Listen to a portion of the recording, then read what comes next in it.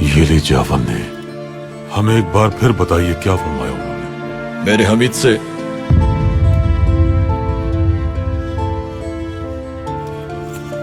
ये लीजिए।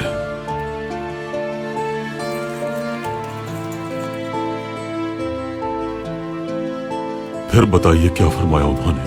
पैगंबर अकरम ने मुझसे फरमाया कि मेरे हमीद से कहो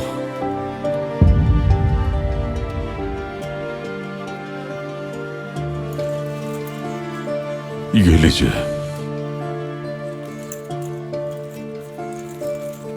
एक बार फिर बताइए हमें। मेरे हमीद से कहो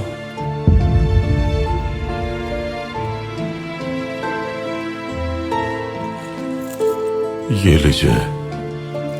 मोहतरम, क्या तुम्हारे लिए काफी नहीं होगा? काफी है पाशा, इससे सारा कर्ज अदा हो जाएगा मेरा।